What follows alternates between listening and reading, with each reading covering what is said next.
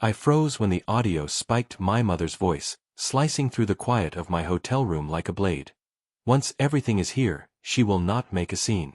She will just accept it.my security feed showed them standing in me living room. My parents, my brother moving boxes I'd never seen before. My brother's bed frame leaned against my bookshelf like a threat. His clothes dumped across my couch. My house, my space, my life.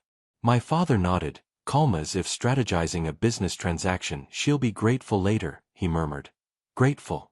I watched my mother's hand glide over my kitchen counter like she already owned it. My brother kicked off his shoes and sank onto my couch, scrolling on his phone like a king, settling into his kingdom.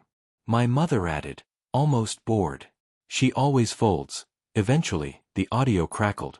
Something inside me tightened, hollowed, crystallized. That was the moment I stopped trembling and started planning. People assume betrayal comes in one violent rupture. Mine grew slowly, like mold you don't notice until the smell eats the room.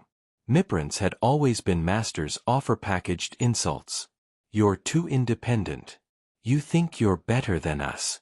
Your brother needs help. Every achievement of mine somehow became selfishness.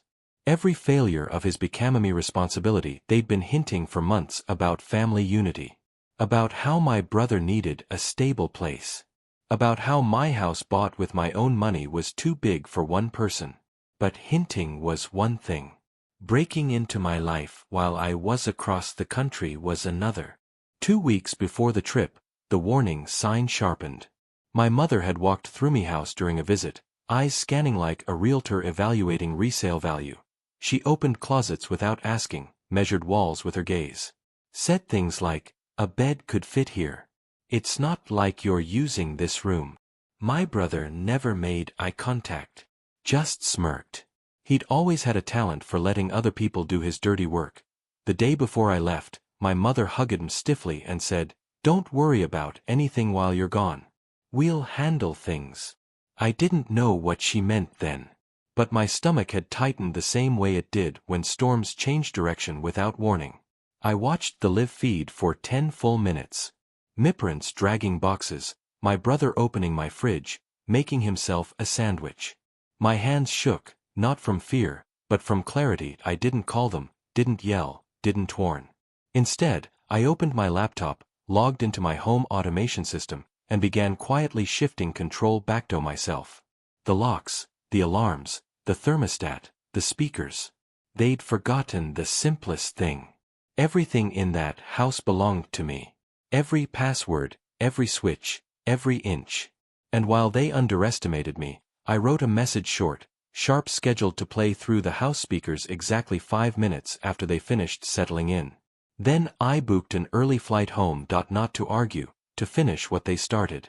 I arrived just as the message played. I didn't walk in. I watched from the front door as my mother jolted upright, eyes wide. My voice echoed through the speakers, cold and surgical. Since you've chosen to move into my home without permission, consider this your notice. You have 10 minutes to remove every box you carried in. After that, the police will handle the rest. My brother laughed. She's bluffing. That's when the locks clicked loud. Final. Every door but the front one sealed. My father pawed. My mother whispered. She wouldn't. I stepped inside then, calm as winter.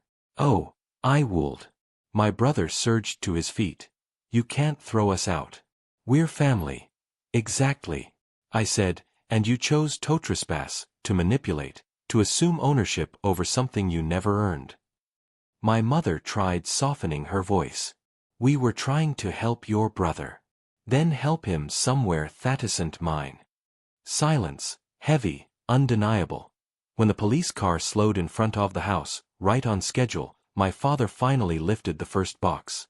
No one spoke as they carried everything out.